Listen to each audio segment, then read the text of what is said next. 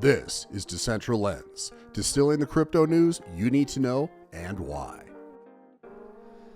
What's up, everybody? This is Blue Toshi. Disco is on a European sojourn with his wonderful family, so he is not here this week. But with me, I have two extremely special guests.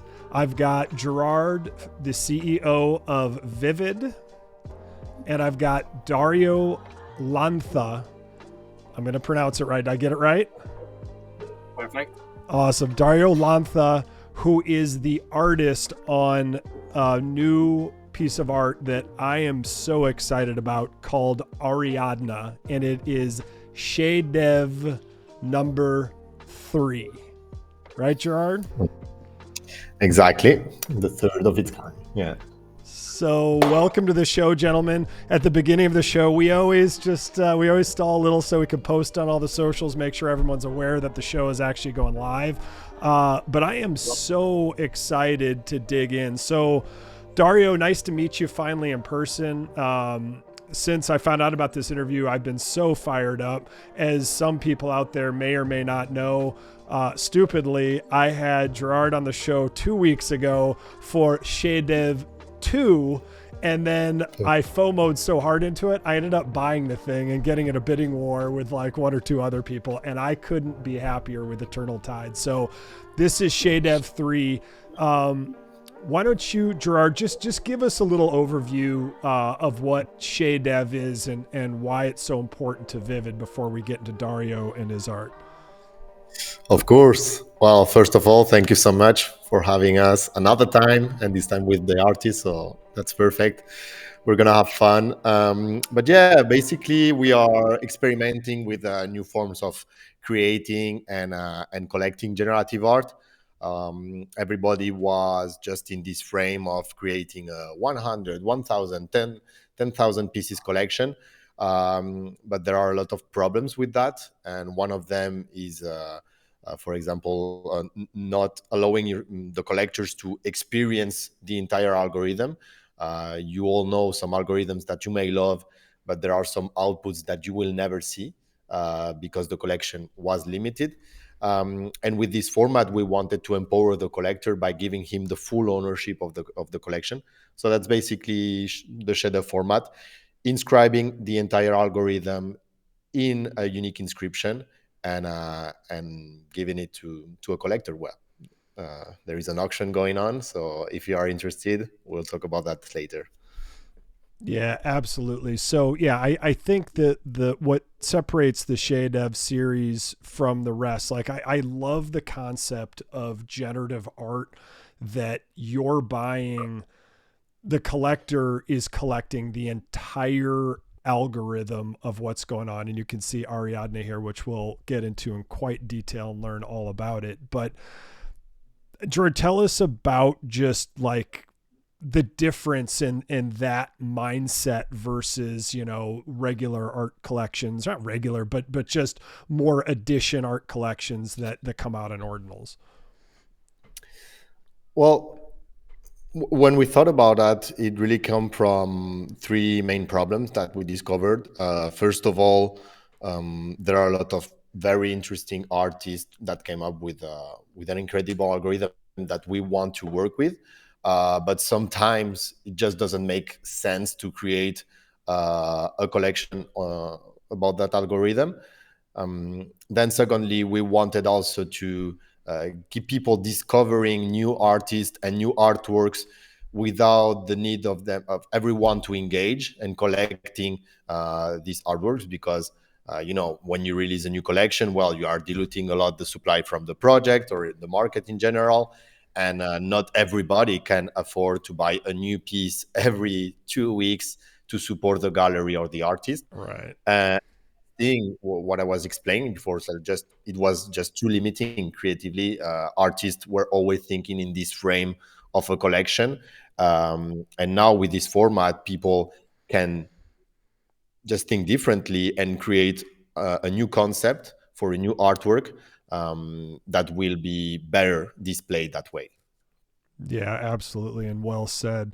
So Dario, welcome to the show. And when I went through your bio, I noticed that you're in the space, an elder statesman like myself. We are both firmly planted in Gen X. I've got you by a couple of years, but it's good to see another 70s baby on the set. So welcome.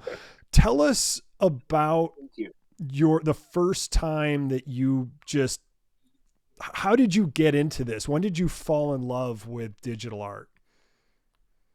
Well, thank you, Blue, for having me here. I'm really excited.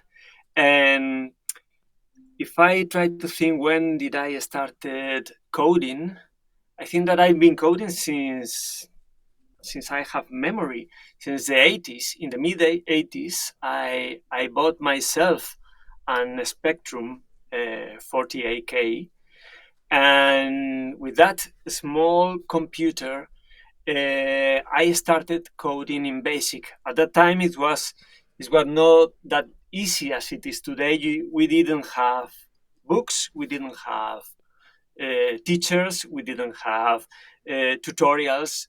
So any behavior of the programming language is something that you had to investigate, to research by yourself. So it had a sense of Egyptologist. So you have to decode how the basic language behaves. And at the time, I started coding my own games and my own graphics in the 80s. Then with my next computer, an Amstrad, and then at the beginning of the 90s, I started with a PC, one of the first of those first PCs. And from that moment, I continue coding, I think, all my life. Languages have changed from BASIC to C++, to Python, to JavaScript, to processing, and now P5. But languages have changed, but I think that I never stopped programming. And additionally, and in parallel, I've been always interested in art, in design. So for me, it was a kind of natural to mixing my both passions, my technical side. I'm an engineer, so I not only like coding, but I also like maths, physics, engineering. And also, aside from that, I also like art history, music, design. So trying to find a way to mix both worlds together is where I found that generative art was my medium Right. for expressing myself. Yeah, that's so cool. So I got to ask, like, so in 1984, you got your first computer. So you were like 9 years old. Who inspired you? Was your dad a coder? Like, how did you come across this machine, this Spectrum 48K? And I assume 48K literally means like a 48K drive, right? Like that's all you have to work with, like basically a small text file, right? Yes, yeah, everything we were doing needed to fit in 48K. So it was ridiculous how small a space it was, but how many things we managed to do in that small space. And I managed to get money from my family, and finally purchased myself one of the first personal computers that were sold here in Spain, which was the Spectrum.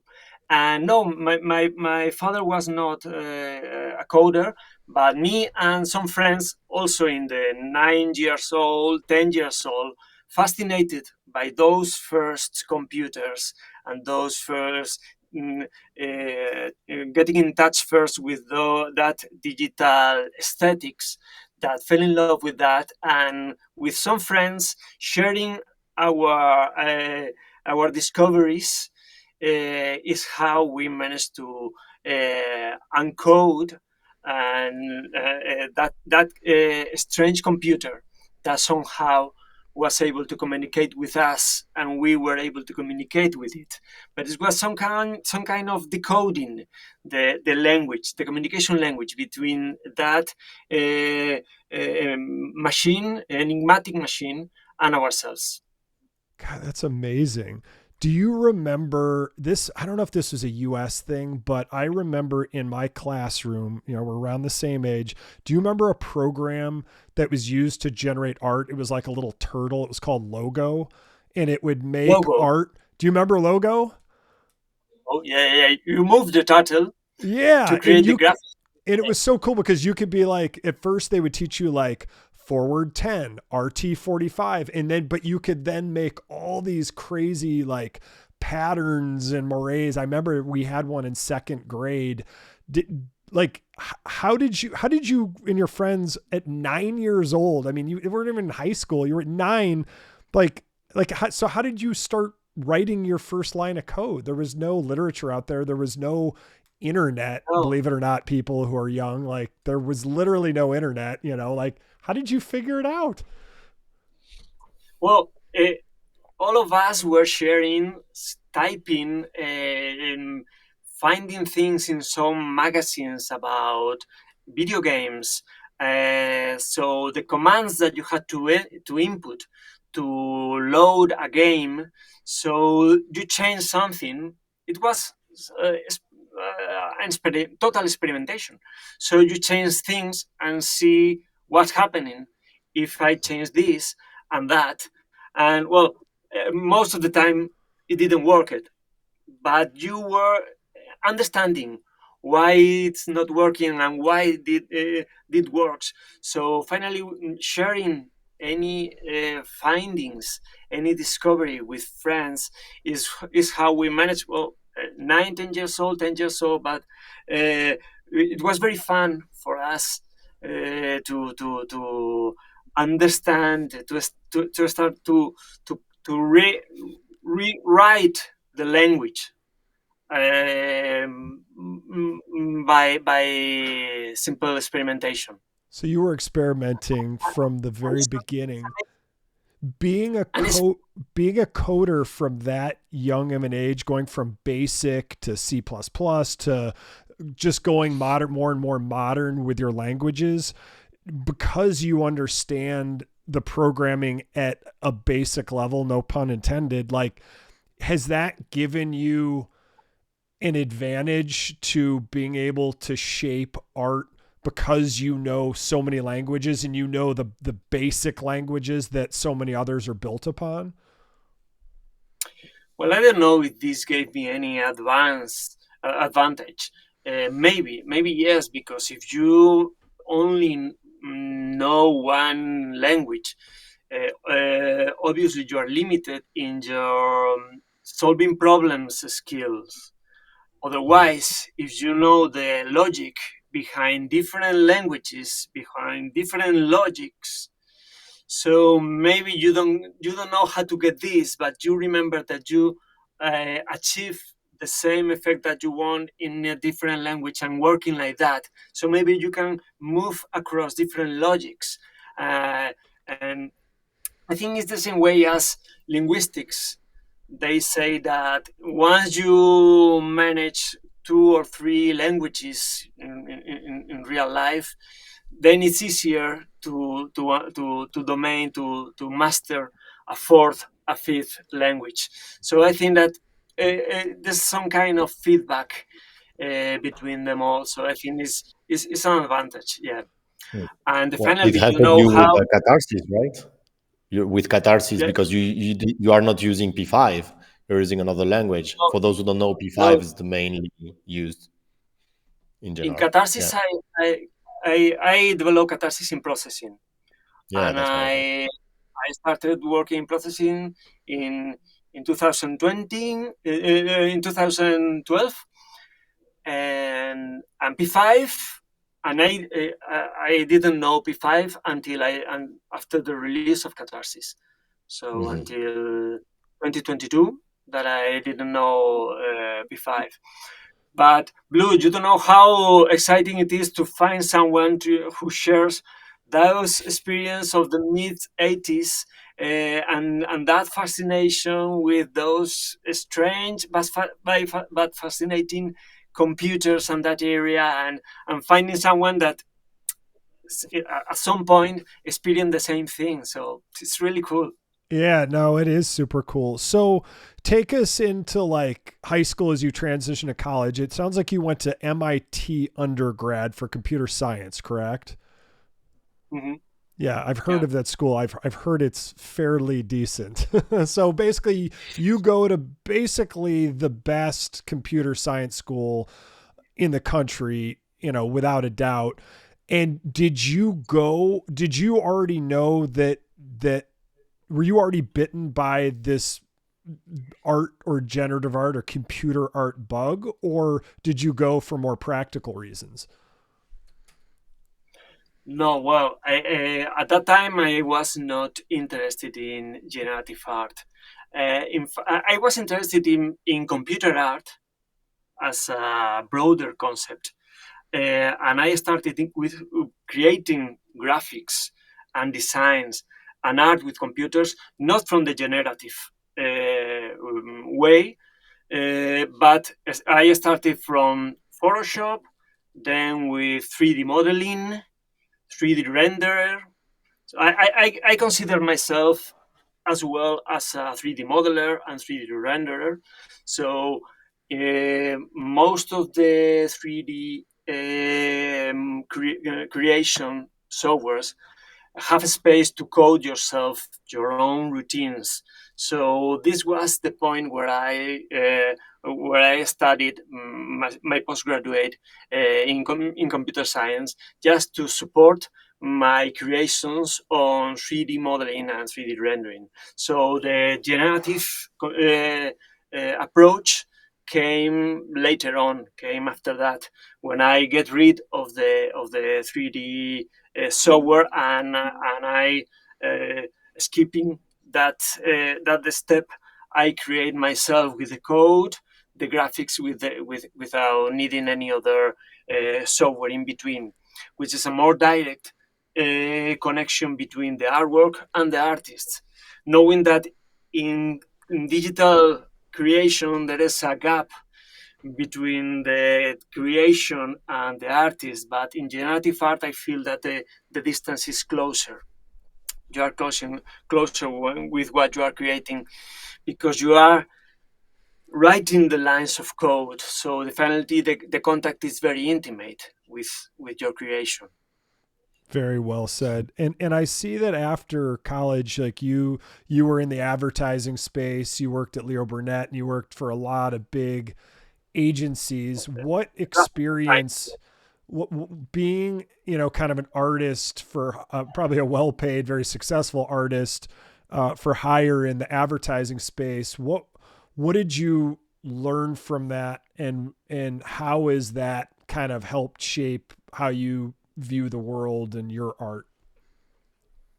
Well, it was very important for me, because I finished my studies in engineering, but I had some fire for the creative and the graphic stuff. But I was an engineer, so I didn't find, I was not finding a way to connect my interest in arts with my skills with science and technical skills.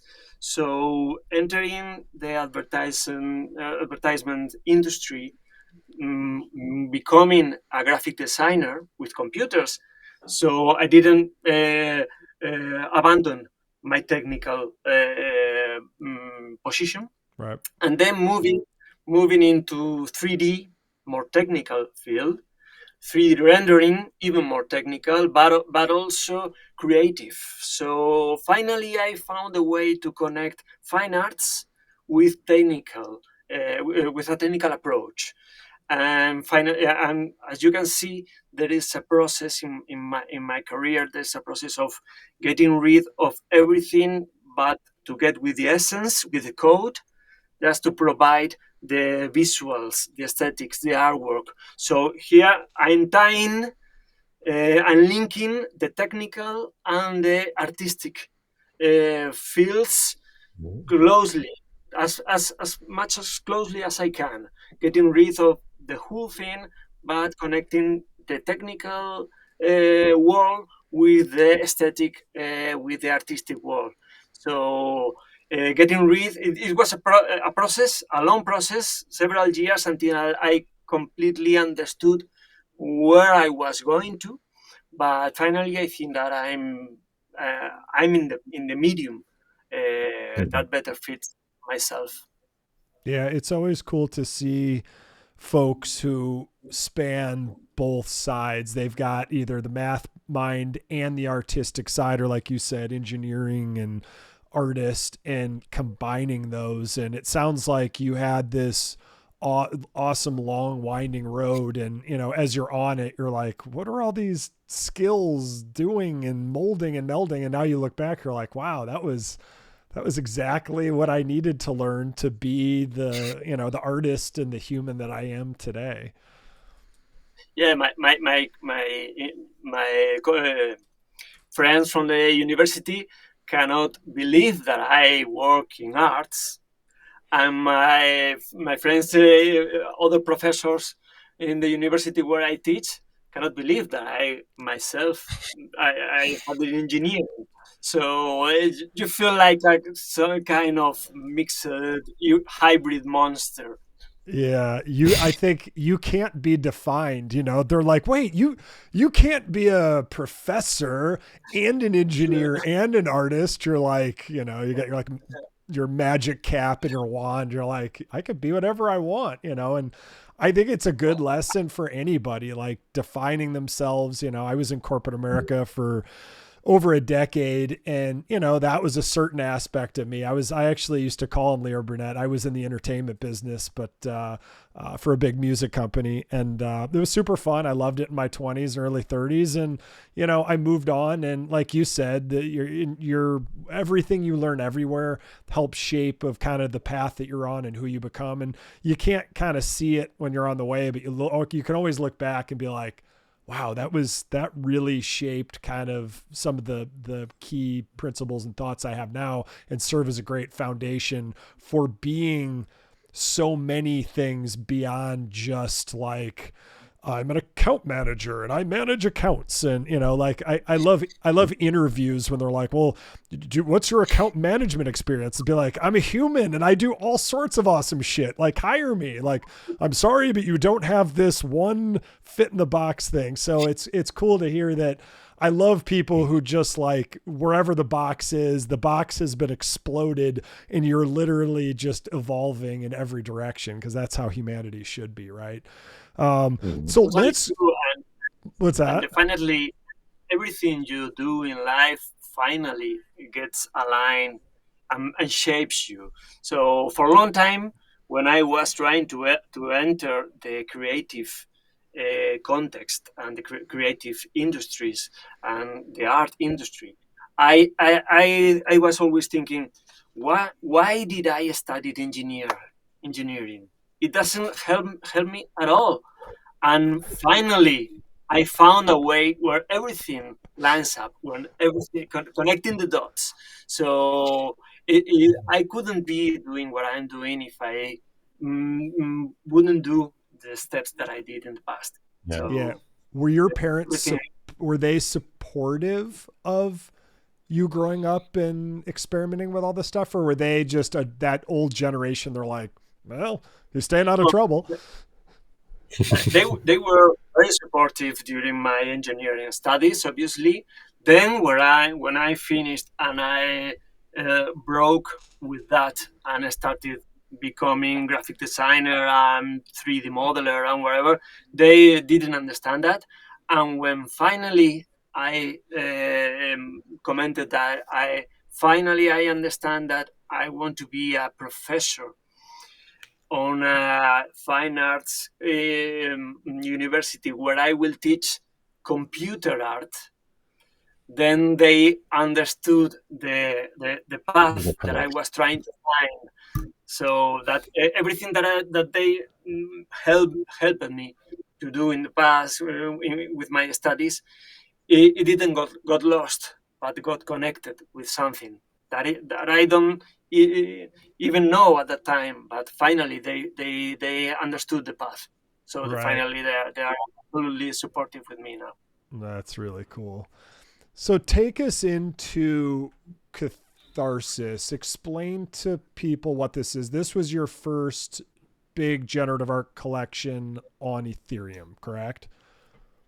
Yes, yes. This was a generative long form project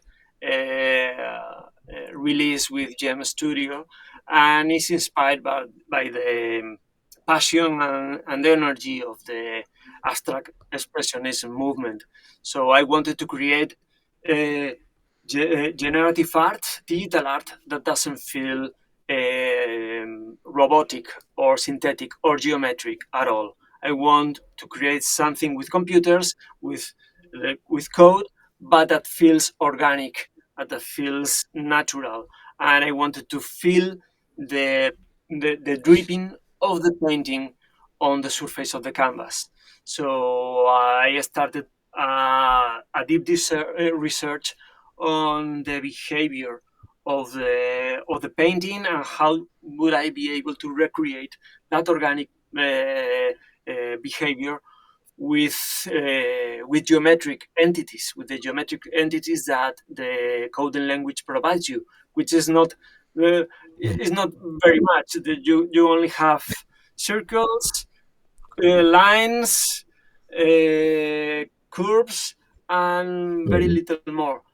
With that, I finally got this algorithm to recreate this abstract expressionistic artworks. This is not Catharsis. This is Yeah, this is another another collection.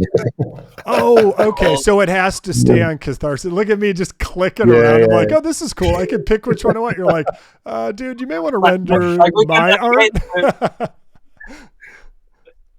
Uh, It was also cool. Apollo is also cool. So yeah. I created this long form collection, and I introduced some innovations that was very new at that time. Catharsis is the first collection where all the outputs has individual titles, 999 pieces, 999 titles, individual titles. Usually long form projects only differentiate the pieces with the number in the series. But I wanted them to have individual titles because you get the observer can complete the meaning in a totally different way if it has a title that rather than it is only has a number in in the series. So I took 999 titles from the 1,000 more relevant jazz pieces because jazz for me is the perfect mix between chaos, improvisation, and structure. Mhm. And for me is musically the same idea as Catharsis is. It's a balance between randomness, chaos, and structure. So for me, jazz represents in music the same as Catharsis represents visually. So this is one of the first innovations that I introduced in this collection. My second innovation was the continuity. One Mhm. Catharsis continues with the following one, and this with the following one, and with this with the following one, Ooh. mm, getting an enormous polyptych. The whole collection is an enormous polyptych, but not only one artwork with the following one, but there's also a lot of other combinations that you can find. So this was also very interesting because this Mhm. collection provided the collector a role and a space where they could show their creativity, gave the collector some creative space to match to conform their own triptychs. So after the release of Catharsis, it was a great success, that thing with the continuity, and there were a lot of people managing to get their diptychs, triptychs. Collectors are really creative people, indeed. Mhm. Thank you very And much. I was very surprised by the diptychs, triptychs, polyptychs that they create with the pieces of Catharsis that they match one after another. So it was a very nice experience. And the third innovation is the algorithm here is evolutive. So the first pieces in the series, the first numbers, are more quiet, elegant, serene, and the passion and energy goes continuously increasing along the series until the end, until near the 999, where everything is passion and energy, and there's a lot of movement and a lot of paint on top of the canvas. So the algorithm is evolutive, so everything it is run, it changes, it adapts. Oh yeah. Some color palettes disappear while other color palettes appear. Some rarities happen during this evolution. This is one of the latest ones, so everything is launched through the canvas with a lot of energy and passion.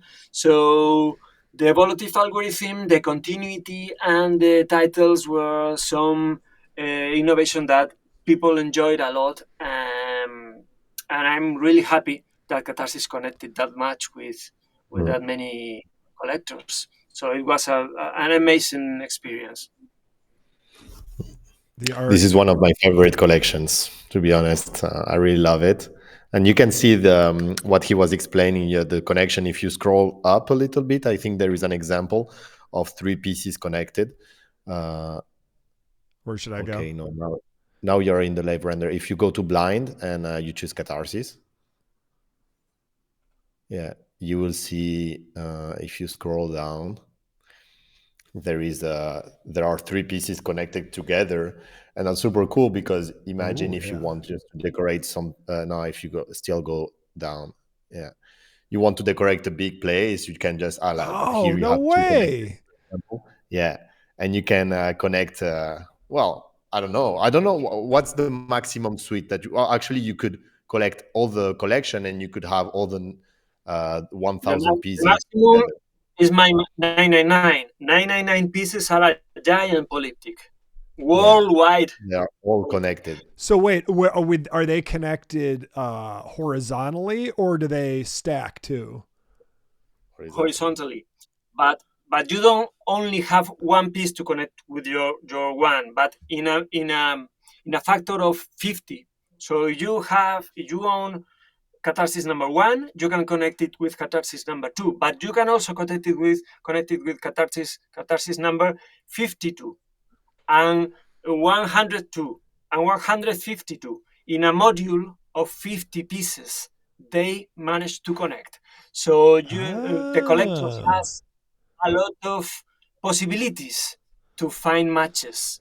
Not only one possibility, one match in the whole world, but different possibilities to match with certain piece. So it is really fun to find something that you can match. And if you and if What Shopping is he list doing? cathartic. This is so effing cool. So not only can one go with two, go with three, but one can go with 52. No, yeah, Yeah, one with 151, 52, and 102. you have the example just here. You have the 0 with the 51 and the 102. So 50 more pieces every time. And if you go a little bit down, if you scroll down, you will see three pieces. Yeah, Triptych Explorer. That's here. that Yeah. Oh, So that here, trip. yeah. as you can see, there are three pieces connected together. No So way. So you can play with the 72 and key. 123 are 51 apart, correct? That's the key. Exactly. Yeah, Yeah. that's the key. Why is why is it 51? So every 50, there's kind of a repeat on how the lines. So these are almost like cousins of each other or something. This is so cool. It's like a rhythm. So you don't get repeated features, but you get the same rhythm repeated, like in music, that after certain bars, you find the same structure repeated, like in music. I am a bass player as well, so I'm also very deep into music. So Catharsis is a jazz musical piece Yeah. with a compass that repeats, with a rhythm that repeats every 50 pieces. If you play with those buttons that says one plus on the left and one plus on the right, did you see on top of the there you can find other Pairs. replacements, other options for interesting. for So you could really go, you could kind of match like color palette and muted, but you can just go for it too and have like these totally differing. Oh, this is fascinating. Now, this collection is amazing. The thing I like the most, Dario, is that you told me that you did this way, way early in the space. Like NFTs didn't exist. It was what, at 2012 that you started working on this? I wrote the first sketch for the Catharsis collection in 2012 when I started coding and processing, and abandoned the algorithm there somewhere in my computer, in the same computer that I'm using to talk to you today. I abandoned the algorithm somewhere in a folder and forgot about that because nobody was doing generative art at that time. It was something very for nerds, and nobody was interested in that. And it needed to wait until 2020s for people to connect with generative art. So yeah, it was created, I think, that 10 years ago, and after that abandoned for 8 years in a folder on a hard drive. That's great. But do you want to know what is the best thing about this Triptych Explorer? Wait, there's better? Yeah, what's the best thing? This Triptych Explorer was not coded by me, neither by GM Studio. It was coded by a fan and was provided to us during the same day as the Catharsis released. So I think that by the information that we were telling prior to the release, that someone started coding this idea and developed the Explorer, the Triptych Finder, during the same day, and gave it to us for the collectors to have a tool to easily find their own deities and triptychs. So it's something that created by a Catharsis fan. Wow. Coded the same day as the Catharsis release. So it was really beautiful for me because there was someone that was providing and enriching the community. There's also another collector that created a music playlist, a Catharsis music playlist, including all the jazz pieces that I used for the Catharsis titles. So if you own one Catharsis, then you can enjoy your Catharsis listening to the music, or you can play the whole playlist in a row to enjoy the Catharsis experience. So it was really amazing. really I rewarding. listen to it about every Friday. I put some Catharsis playlist after the week. It's so cool. Yeah, it's on Spotify if you want to listen to it. Catharsis collectors created the Catharsis Thursday, and every Thursday they said GM Happy Catharsis Thursday and posted the Catharsis. So imagine how amazing it is for. This is so cool. And can people, do owners, I assume a lot of people who collected got sets of twos or threes, can they get these printed out for their houses, or would it be better to have it generative with like 3 screens or something? Well, I provide prints. I provide high quality prints signed by me. Some collectors wanted not only the NFT but also the printed version, and some of them prefer the enjoying in eating a screen, because Catharsis, as you have seen, is not only a still image but an animation, just like Ariadna. So the true meaning of Catharsis is enjoying it in animation, seeing the dripping of the painting while it is being generated. So I didn't want the image to get generated line by line Right. from top to bottom, but to create layer by layer, the same way as Jackson Pollock would work. A painter. So I Mhm. tried, Wow. I needed to adjust the algorithm to behave like that, not from lines all the way down, but also in layers, from deep to top layers of painting. And this was part of the challenge in Catharsis, but it's also part of the fun when you are looking at your piece and you see it in motion while it's Right. being. I'm just blown away here. So it's funny. None of us, I don't think, expected to spend this much time on Catharsis, but I am blown away. I just added to my shopping list. So is a palette cleanser to kind of cross over to obviously the main event, Ariadna, and the beautiful art, the generative art that you've created there. I've got to ask a question that kind of ties this all together. When is traditional art going to wake up at how just insanely cool this is, and how this art movement, I mean, you've got to think in 50 to 100 years when people look back, I'm sure there's traditional art that's going to be a big part of its time, but you got to figure the curators and the art lovers from 100 years from now, they're going to be looking here. I mean, has traditional art, in your mind, are they just asleep, or is it just old boomers with a lot of money who are just, they don't get it? Like, what's the state of digital art and generative art within the greater art community? So finally, we are very early, and as you are saying, people interested in art lovers, they are not looking in our direction yet. I can tell you because I work as a professor in the Fine Arts University, and very few professors, and what is even sad and more sad, very few students are interested in this kind of art. So I, at the same time, Oh, as I'm finding it to be sad, but also it's very interesting because this is indicating that we are very early Mhm. in this kind of art.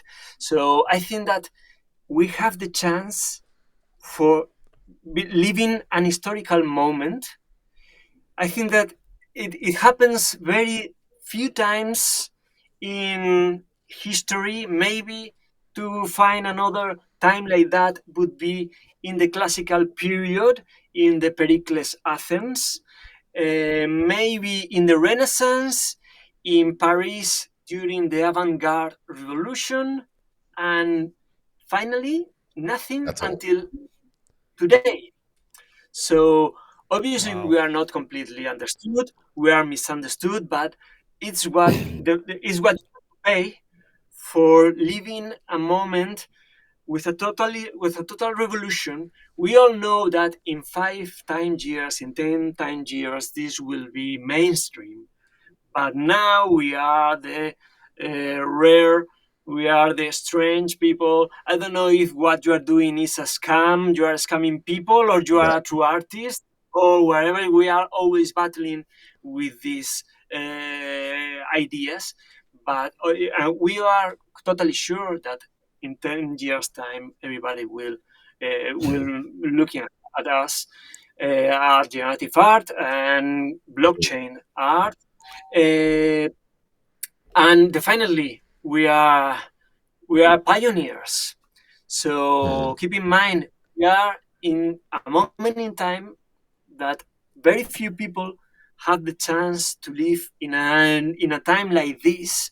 So you had to be in Paris during Impressionism, you had to be in the Renaissance, very little moments like that. And now we are in that moment. Yeah. What an amazing time to be alive. And so it's great. What can I say? Yeah. I think that one of the main problems is that you artists are put in the same basket as all the other NFT projects or Ordinals projects that don't have a lot of value, and that's a huge problem because people from the ecosystem treat you guys as another token. There are a lot of people like that, and people from outside the ecosystem, they think that you are doing the same thing as all the other people, just creating PFP collections and communities that last 1 week. Oh my god. Everybody hears at the news, hey, somebody stole millions of in bitcoins or in whatever altcoin. Is the same as you are doing? No, no, no. I'm not money from people with scamming altcoins or projects like that. No, no, this is not what I'm trying to do. I want to make everlasting art. I want to make something that puts value in collectors' hands. I want to make something with sensibility. I want to connect with. Like I did in Catharsis with collectors and create a connection between collector and me and try to find something that would be interesting for them, for us, and in the future. So I don't want to create something a temporary thing, but something that is created to last. So no, definitely we are not scammers. We are not stealing money from people. Yeah, But that's every day we have to deal with that. yeah. Well, we are early. I'm tired of hearing it, and I know you are too. But it's like we're early. It's like I don't think we realize how early you are. But like when you compare it to PFPs, and I mean, there's good ones out there, but there's so much garbage. And like we talk about, you went to MIT, you worked as a designer and an engineer and a digital artist for years in the more corporate world. Like you have so much experience from coding from the beginning, and like you said, you're just getting lumped in with like wanko manko runes. Like what the like it's ridiculous, but I think playing the long game is the only game that I want to play, and I'm so glad you're here. So it's funny, we spent so much more time at Catharsis than we wanted, so let's dig in to the main event here. So Gerard, why don't you kick us off? So this week we've got 2 days left. 1 p.m. Central Thursday is when this auction ends, but I'm going to click right here for Shade Div number 3, Adriana. Am I pronouncing it right? I'm already getting it wrong. Gerard, take us into this one. Yeah. Yeah, so this is called Ariadna. So yeah, we are 2 days 2 days left for the end of the auction. So this time we tried to give more time to the people that maybe wanted to bid it before, but of course, as every auction, we will see the battle at the end. So it's the third Vivid Chef-d'oeuvre. So basically, as I explained at the beginning, but there were a lot of people that weren't here. The idea is to inscribe an entire algorithm in one unique piece and trying to find the best way to render it. So if you go to and look at the content, you will see that the artwork evolves and the algorithm generates every time a new output, plays the animation, and creates another one. So it's a new way of collecting generative art. Usually people they're used to collect one piece from a 100 pieces collection, 1000 pieces collection, like Catharsis that we show. So it's great. But I think that we spend too much time in that frame where generative art needs to be with the collection. I think there are different forms of playing with it, not only for the collector, a new way of collecting this, because this is super exclusive. You are the only owner of this algorithm. but also for the artists because they have a new format to play with. So they will find new ways of creating generative art and maybe think of new concepts that they just put away because it didn't fit the long form collection or 100 pieces collection, whatever. So yeah, I think that Dario, you can explain us a little bit what's the concept behind Ariadna, because I know that you play a lot, and that's what I love about you. You play a lot with the concepts, you play a lot with the storytelling about your pieces. Every piece that you create has just so many connections with real life things. So can you tell us a little bit about that? Well, yeah, definitely.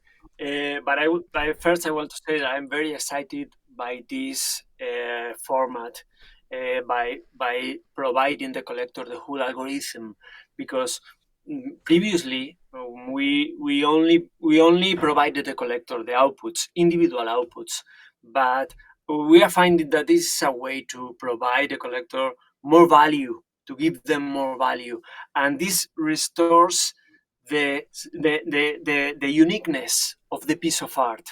So the connection between your collector and you is definitely stronger this way, Mhm. that if you get 1,000 outputs and someone picks an output in Magic Eden or in OpenSea, the connection between the creator and the collector is way stronger. And if, as an artist, restoring the uniqueness of something that you crafted and you provide to the collector, and the collector preserves it as something that a relevant time of your career you were developing that thing, and now you give it entirely to the collector. So that uniqueness that was missing until now, I think that is something very unique and something very important to restore, and very rewarding as an artist to Yeah, restore that connection with a collector, that you know that the collector will appreciate your thing, and not and you are not outputting thousands of yeah. tokens out. And you're not So limiting it's your artwork because imagine you have worked from this for several months, even sometime years. Of course, I think it's cool to have some outputs, but well, you worked so the algorithm can generate millions of pieces. So why don't give the chance to someone to see that and to experience that? So we are experimenting with this format. I'm very happy with this is going. Even if people, of course, don't understand the value yet of these kind of pieces, but we are thinking of how to make this format evolve. Actually, Blue, I need to talk about that later with you. But yeah, we're thinking of new ways of okay, how can we evolve the shader format so it fits everyone also? Because nowadays, of course, we understand that it's not a product or not a format for everyone because it's only one piece. We do an auction, so it's not that engaging. But yeah, I'm very happy of and I'm very happy of how artists are reacting to this format because I have a lot of artists just telling me, okay, perfect. Now I have something that I can play with differently than before. Yeah. no, it's a new field for playing. And you were asking me about the concept. Mhm. In Ariadna,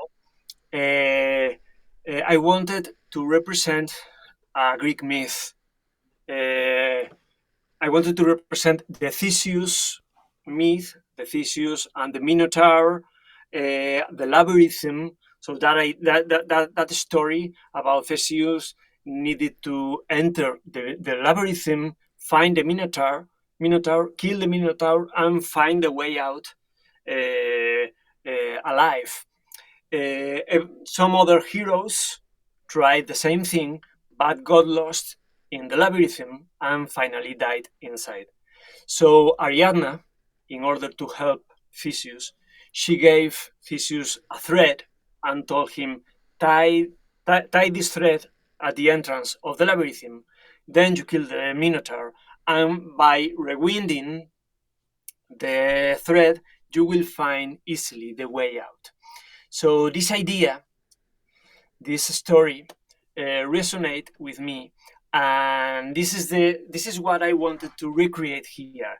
You see a vase, a Greek vase, because in the past, for centuries, Greek vases were containers for foods, for olive oil, for wine, but also in their surface, they also contain and transported art, myths, religion, stories.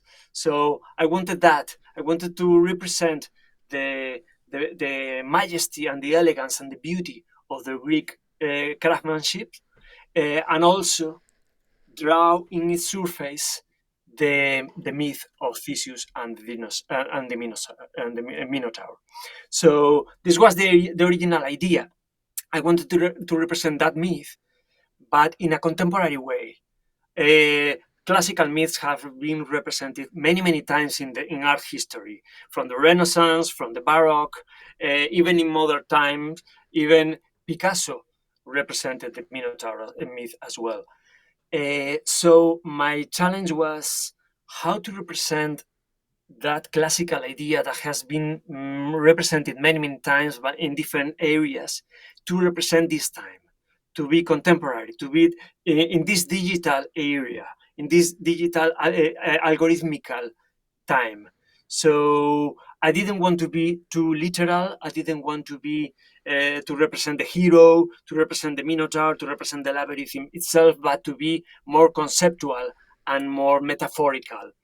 So here, the labyrinth is not literally represented, but is an illusion of the labyrinth.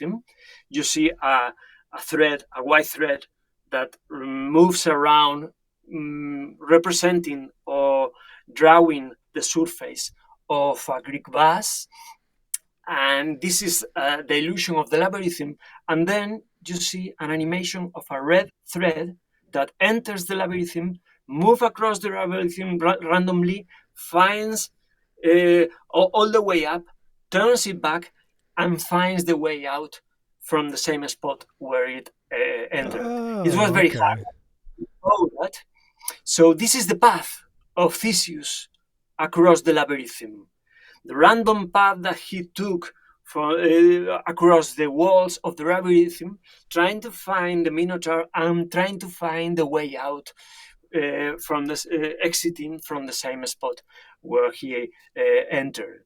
So this red thread is the Ariadna thread that she gave him to find a way out, and this way is how I approach the myth in a more metaphorical, in a more illusionistic way, in a more not being too literal, not being too tied to the representation of the hero, but more conceptual. Because contemporary art is all about concept. I work as I commented, as a professor. So every day we train students to become contemporary artists. And contemporary art is no longer about technique. It's no longer about beauty. It's about concept. And so generative art, as a part of contemporary art, we must go the concept way. So we must we must work the conceptual side of our projects in the same with the same attention as we work as we develop the visuals. So this is why I work on this concept on figuring out how to translate, how to bring the beauty of these myths, of these legends, into our algorithmic world. I'm so happy that you had the chance to listen to Dario explain this, because now you understand why I love Dario and why I am in love with Ariadna. Yeah, it's just so incredible. So I noticed, as I've been looking at it a lot in the last, since you posted it in the last week or two, and I notice it changes. Is it changing every block? How is it being impacted over time, and how did the we have changes three work? different ways of showing it. So first, what you can do. So if you go to, so I think that now I don't know why it's not evolving. Maybe you just open, if you open the content, okay, because now when you are refreshing exactly the same output. But we are giving the, yeah, if you just go down to the content. Where's the content here in the? Yeah, content, and there is a link, the last blue link. No, yeah, content. Okay, in the middle, more or less in the middle. Sorry. So you have address, value, start, name, preview, and content, Aha. and there is a link. Yeah, exactly. So okay, so now you have the first way of rendering it. So we call it the infinite exploration. So basically, you are going to see the red thread. So Theseus' journey in the labyrinth, and it ends, it's going to generate a new vase, and you are going to see another time the exploration. But you can also have two other options where you can choose a specific output that you like and repeating the animation, or just keeping the piece that it is, just it does the animation one time, and you look at it static, just in case you don't like that much the animation, or you are tired of it because Right. you just look at it too many times or whatever. But you have different options. What I like the most is this option where you are just going to wait for Theseus meet, as you see, Theseus journey to end, and there is another one, because as Dario explained, and that's also a very interesting part Oh, that's of so what you cool. created here. You said I'm just quoting you. You said, if you ever felt like an anonymous hero, if you feel you are always struggling your best to survive in a dark labyrinth, if like me you admire grandeur, elegance, and bravery, then this artwork is for you. And that's what I like. You are always seeing this endless journey of Theseus going, killing the Minotaur, but it never ends. And it's a little bit like everybody of us that's just struggling every day to survive Yeah. our dark existence. So it's a very Nietzschean way of of looking at art, also, I must say. So I love Yeah, all the collections.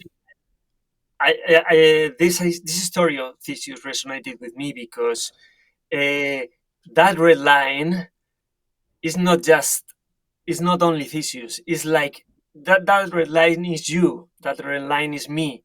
It's all of us. All of us. We live every day battling on a labyrinth with whatever happens in life. But if you ever felt like an anonymous hero battling on a dark labyrinth against whatever, then I crafted this artwork for you.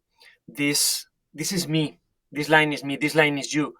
So this is why I like classical myths, Greek myths, because they are not all the stories that happened sometimes in the past or someone wrote from fiction in the past.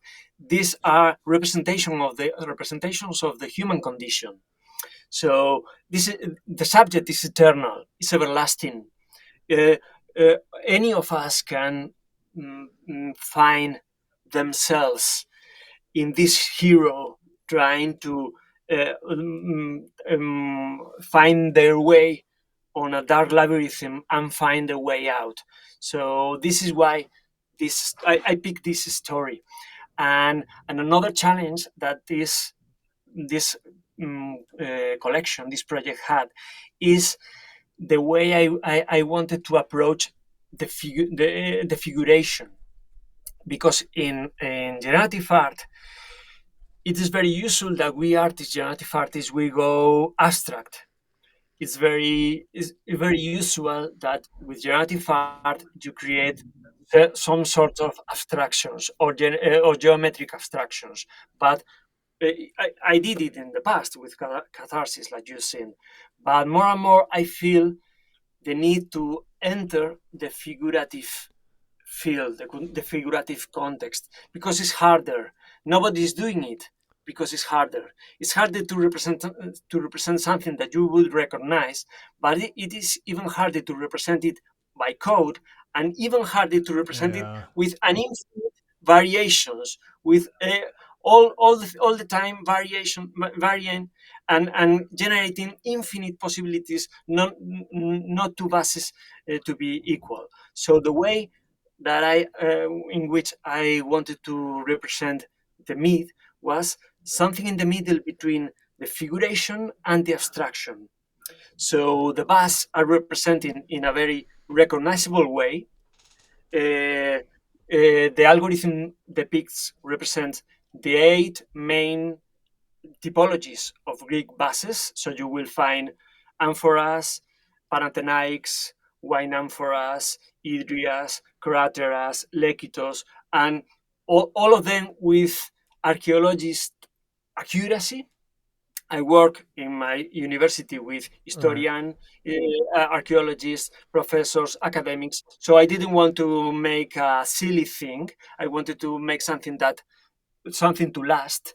So I needed to be accurate in the representation of the Greek pottery, but also I needed each of them to have infinite possibilities in design and in proportions, because this way we represent the manual craftsmanship, because each element done by hand is different from each other. So again, we recover the manual craftsmanship. So I wanted to represent figuration half the way between figuration and abstraction. So this is why I decided to go with the scribbling technique. This technique that you see the bus, but you see the bus like a line, a random line that moves around, Right. not literally represented, but the illusion of that. So being that metaphorical and it's an evocation, I think that it will last longer. What And the determines the thread or the path? It's just is it going with the actual threads that made the vase and it's following a certain line, or it's following this random path like we do in life with our day-to-day struggles to to find yeah, out who we are in this catharsis and to defeat our minotaur. the second is a random line that we all choose, Right. like my path on art. It represents my path on art, or maybe your path in life. So not a straight line, but something that went this way, and I don't know how I find out the way to my way out, or I found the entrance, or I found the door finally. So yeah, it's a random path, but all the time finds its way up, turns around, and moves down until it finds the exit. So it's a mix, because I'm very interested in moving generative art into the figuration. This is my first project into figuration with generative art, and I think that it will be more common in the future. But being the first, I wanted Ariadna to be one of the first in this generative art history. So I think this is very, very interesting and very excited with the result, because obviously an archaeologist can identify that this is a Loutrophoros and this is a Cantharos, because I maintain the accuracy and giving some space for abstraction and for metaphor and for evocation. Yeah. There are very few artists that take that much time into connecting the dots between the concept, the aesthetics, and everything that you are connecting here, because it's not only about one myth, it's also about the story, as everyone, as you said, about Greek pottery, about something that will last forever. So that's so cool. I think that we need more and more artists to go that way. Also, if we come back to the conversation before, we're asking, okay, why aren't we heard in the space? Maybe it's also because what Dario was explaining, today's art is very conceptual, and of course, as it's a very new form of art, generative art, people are trying with the technique, and it's very important playing with the technique, but connecting that to a concept maybe will help us attract traditional art collectors, but also that's my hope, converting people from this ecosystem to understand what's art and what it means to collect art, what it means to discover this type of art. And that's thanks to artists like you, Dario. So I'm very happy that we met, even if it wasn't for Ariadna at the beginning. It's for other projects that we are working on. But yeah, I couldn't resist showing something from Dario before releasing our biggest project. Yeah, this just blows my mind away. It's just the thought that goes into it, and everything is done through code. It's absolutely incredible to think that everything on here is just, it's generative code, and that will outlive all of us for eternity. That this struggle, this thread of people and humanity to find their path and kind of who they are, to go through the high highs, the low lows, and weave that path to who we are and what we're going to become. I'm very happy that you are connecting. You both are connecting with the ideas that well, you have some ideas, but you are not always sure that people will connect with your ideas, or that you will succeed with the representation of your own ideas. But I want to link what Gerard was commenting with what Blue commented before, that art enthusiasts are not interested in generative art in this space. And maybe it is because our art was lacking a bit of concept. When contemporary art is all about ideas, it's all about concept. So maybe we didn't do properly to be included in a proper way among other contemporary art. So maybe Well, and we were doing. It's also because most of the platforms don't give enough room to the artist to do that. Like it's not we artists are not motivated to think about all these, because at the end, in most platforms, you are just one thing that for the day you are releasing. You have maybe the chance to get 2 or 3 sentences explaining the artwork, right. And that's all. You don't have any room to talk about your art like we are doing here. You don't have maybe a proper page that will explain the entirety of the concept, and the time also. Like we need to give more time to the artist to explain everything that they have been through to create this. Like it's crazy how you can think of some artists working for 6 months, 1 year, and then maybe people collect or engage with this just for 5 seconds, 10 seconds. So 1 year of work reduced to 5 seconds attention. It's like Pokemon cards. You open it, you're like, yay! And then like, oh, a ball, a shiny thing over there. It's just exactly. And that's why for us it's so important to give light to this new format, or at least new way of trying to do things in generative art and in Web3 art in general. We need less supply. We need better collectors that understand and that take the time to just be curious, and that's all. Because and the crazy thing is that you could even go further. Okay, you like Ariadna, you understand everything that Dario has to say, but then you just connect with the myth. Maybe you read the books. Maybe you look at what Picasso did with the Minotaur, what other artists did at the Minotaur, and you discover all the types of artwork that will resonate with you.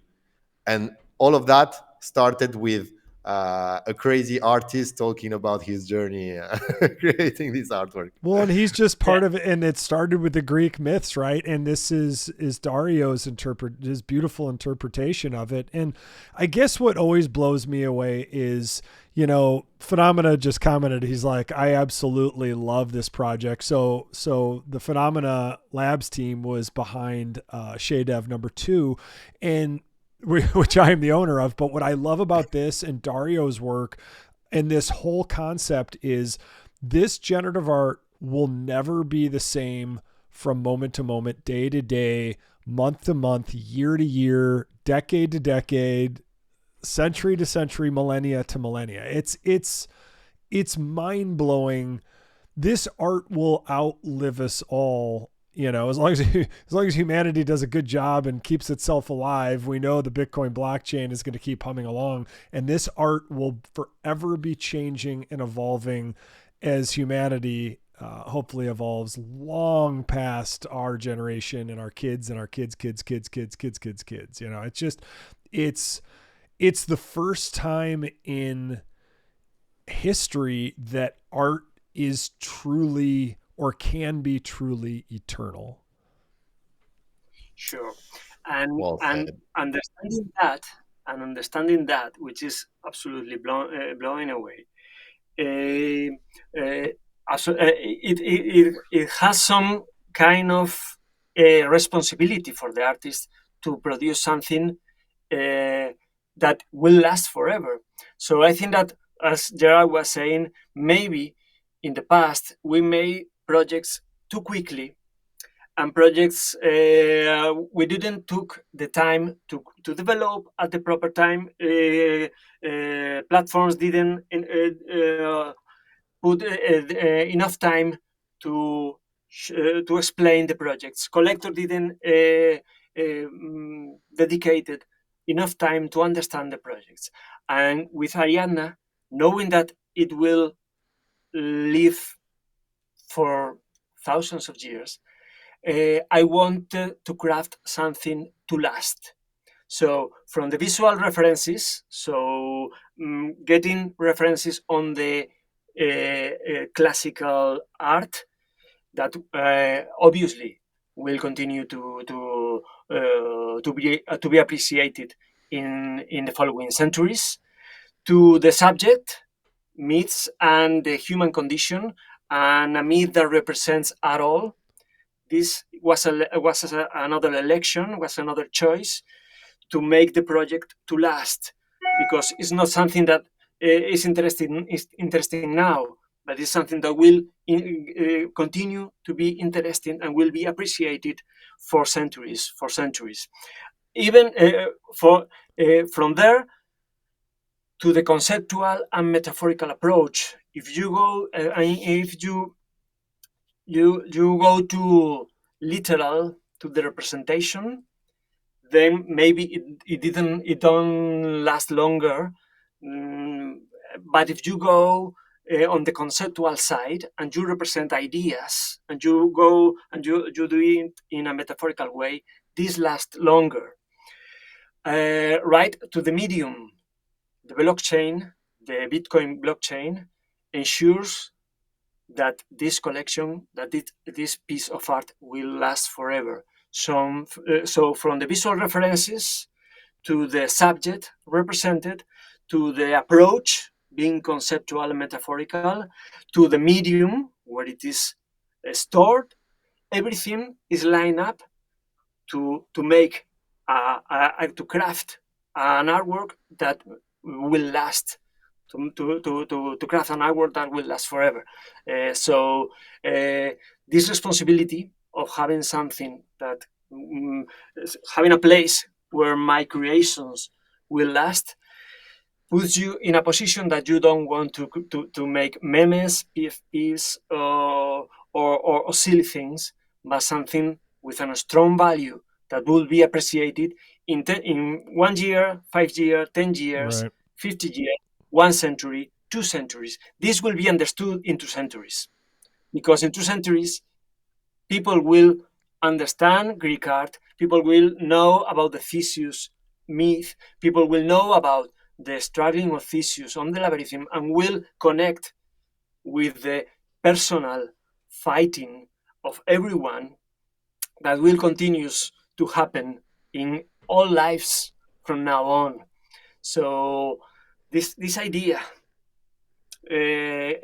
created to make something to last forever.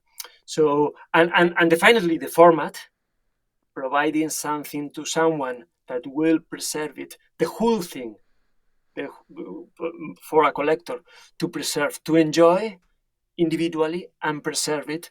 And so it is something that the finality connects with the whole thing, with the whole idea of making something to last. Beautifully said. So before we tell people where to go and where to get this and to bid on this beautiful piece of eternal art, is there any other aspects of it or that we missed or anything to discuss, Gerard? Well, no, I think that that Dario explains things very, very well, Yeah. and all the details. That he's a teacher personality, and that's what I love about him. Every time that I meet him in real life, I'm just curious again, and I'm excited to discover new things. Yeah, So that's very cool. absolutely. Lou, So And Lou, you commented that for you was surprising how everything was done with code. So I wanted to make a small reflection now about the code behind Ariadna.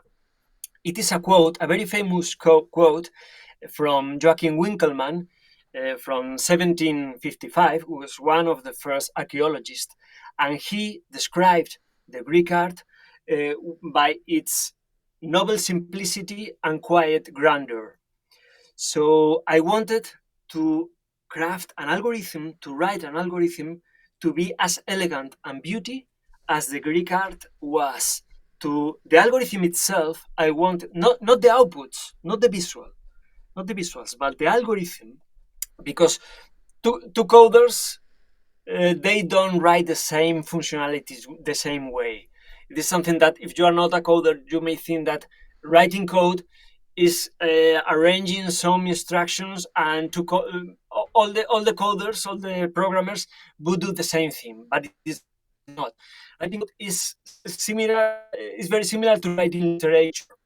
So there's an elegant way, there are elegant ways to write an algorithm, and there are messy ways of writing of coding things. So internally, it,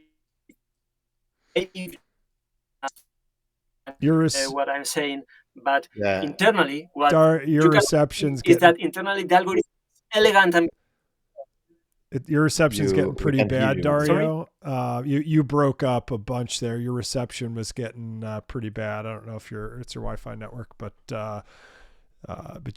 you're I think you're back, so maybe we're good now. But Yeah. yeah, no, you make a really good point about the algorithm. You wanted to make it as absolutely beautiful as the myth itself. Nothing to do with the outputs, like the in another life I own a software company and I'm not the main developer, but I know that beautiful clean code, like when you write code really well, everything else just kind of works and it cascades beautifully down from that. It's clean, it doesn't have extra lines, and it's just it serves its intended purpose without a lot of waste. So that sounds even more beautiful. Mm. I wonder how many people will check the code, and that comes back to something that we were talking about last time.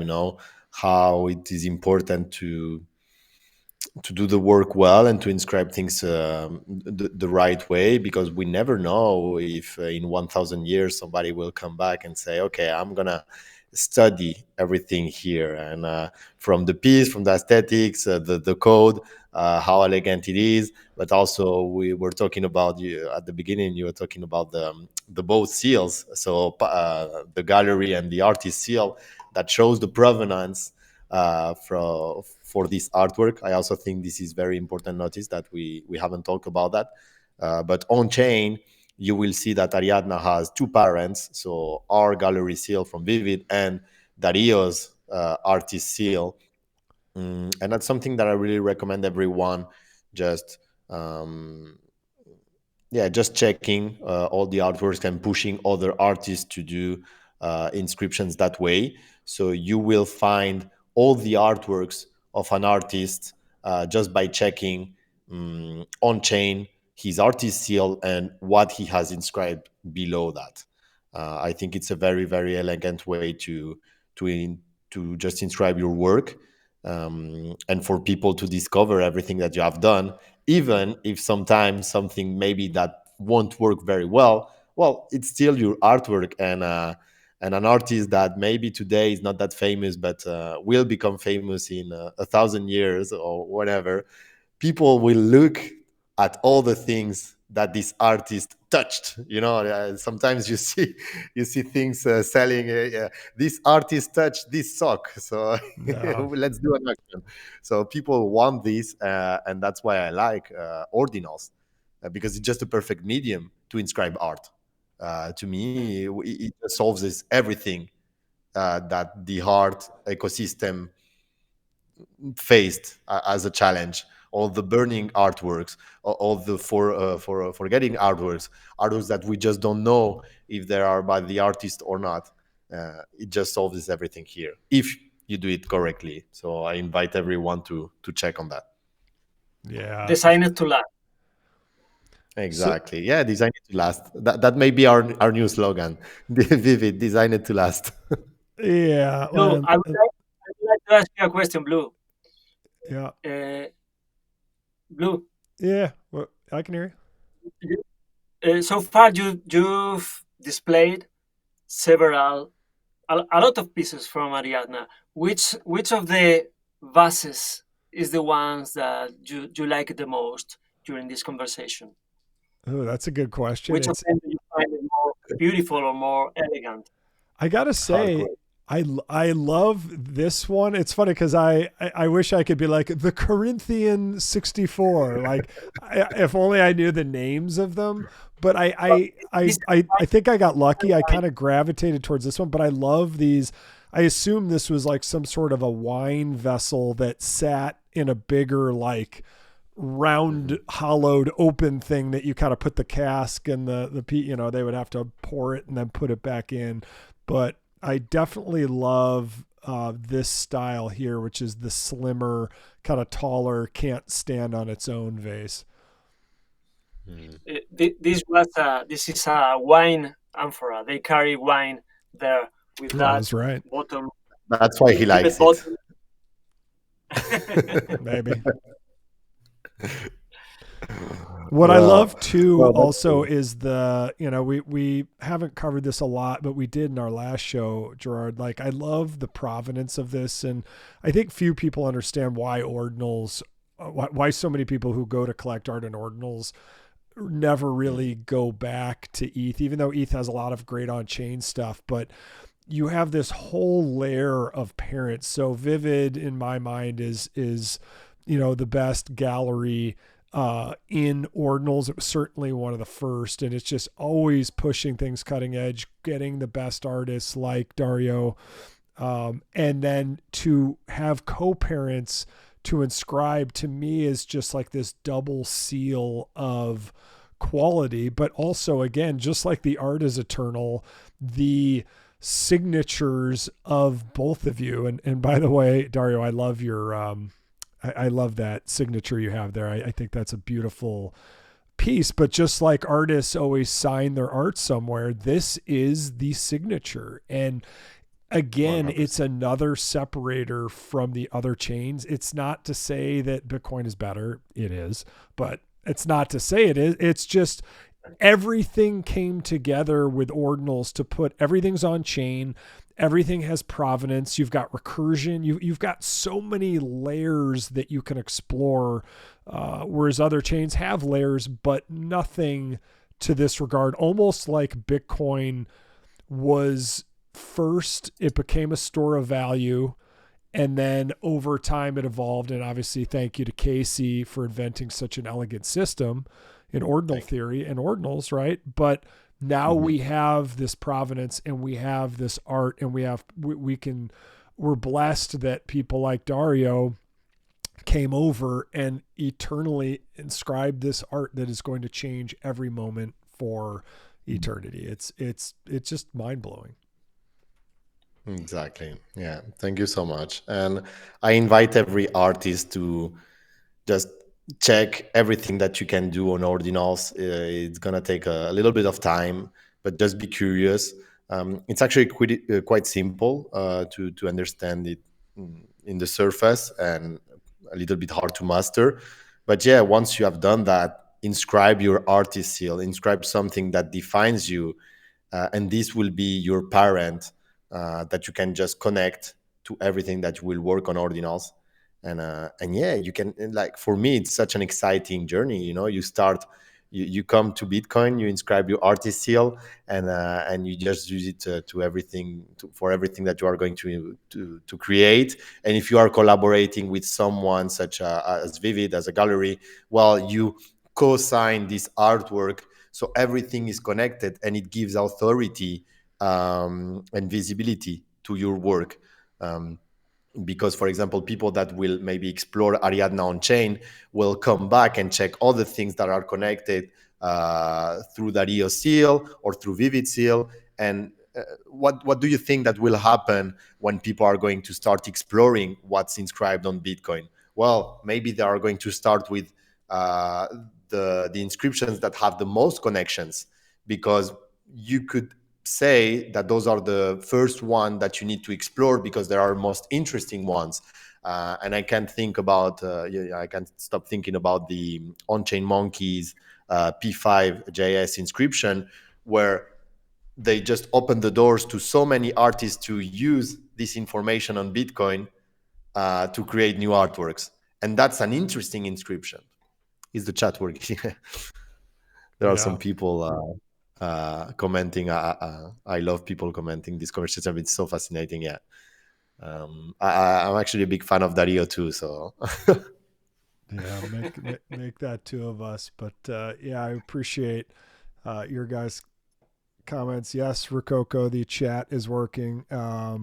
But yeah, thank you, Outsidaz, for your awesome comments. And then Phenomena commented earlier, who again is Shadev too. But Dario, this is so cool. And to Gerard's point, like, so here's Dario's seal. This is his signature, and this is his first collection. This is a child collection under Dario's seal. And like he said, like when with the guys at Phenomena, when I got Shadev too, like, it was so cool to work with them. I talked with them and Gerard a lot. But we're becoming friends and very close, and they helped me. I've got a bunch of murals in the house to display digital art, but I got a new matted TV so I could have a much bigger display. And then I needed computer power to do Eternal Tides. And that relationship that I established with the artist helped me take that display of this eternal art. It helped me take it to a whole nother level that every day I look forward to seeing what's new. And with Dario's, it's the same thing. And this is, again, his very first piece on Ordinals, and you can see the seal there. And then you get the Vivid seal, the gallery, and then they've got a ton of children and a ton of other collections. Here's Shadev 1 here too. So it's just this, they are starting a lineage of art based on provenance and based on the best generative artists in the world. And I'm here for it. Let's go. Thank you so much. So everybody, there's 2 days and 1 hour left. So again, this is ending Thursday at 1 p.m. Central Time. Yes, I'm in the U.S. in a flyover state, but it's around your times in Spain. It's like 6 or 7 p.m. Thursday. It's at 8 p.m. Spain, so 6 p.m. UTC for those who use the UTC. It's quite the global. Cool. So if you have any questions, reach out to Vivid Ordinals, reach out to Dario. They will be happy to answer your questions. I suspect now that you're going from a 1-day auction to like a 5, 6, 7 day auction, yeah, people are more gearing up to kind of wait towards the end. But this one to me seems like an absolute no-brainer, and I can't wait, to welcome the new collector too to this exclusive group with me and Leonidas and the artists Dario and Phenomena and then for Shade Dev 1, like it's such a cool experience to like one-on-one get to know your artist. But go bid. It's on Magic Eden. Gerard, you want to share any last thoughts, or Dario, before we wrap it up? Well, I don't want to push. It's always hard for me to push people to bid, because I also know the actual bidder right now, and I know he's gonna kill me if I invite people to fight over Ariadna, Too bad. because he's in love with the piece. But I think that this piece deserves an interesting battle during the last hour of the auction. Maybe like Theseus' journey going into the labyrinth. We will see who gets out alive. But yeah, it's gonna be very cool. Of course, people, more than bidding, I think that we will be glad with Dario if you just can comment your thoughts on Ariadna, talk to us, maybe ask some questions about something that you haven't understood pretty well. And of course, if you like the piece and you would like to collect it, try to bid on it on Magic Eden. You got 2 days.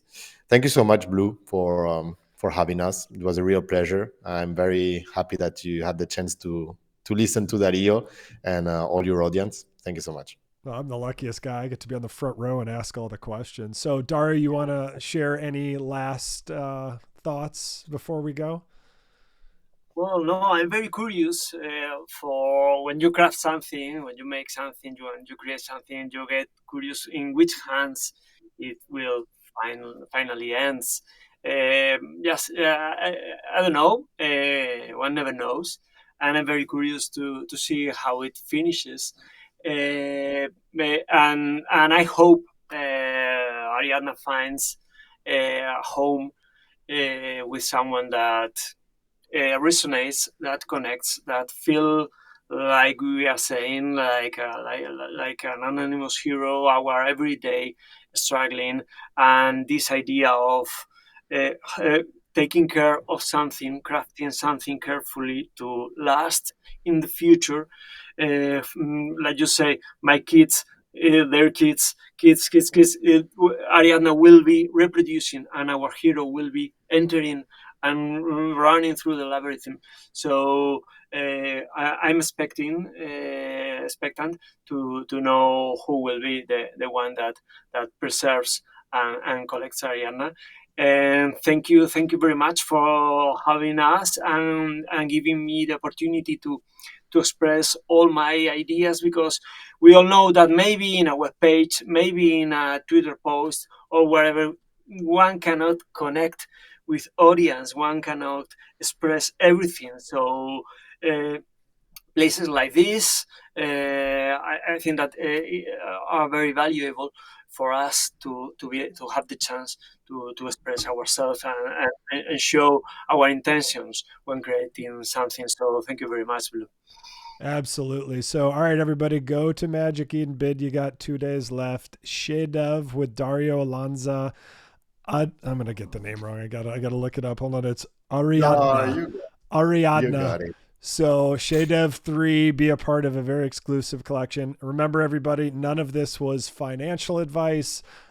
Even though we were talking about art, in America, you got to cover your legal side, which is so stupid and contrary to all of it, but it's not financial advice, blah, blah, blah, blah, blah.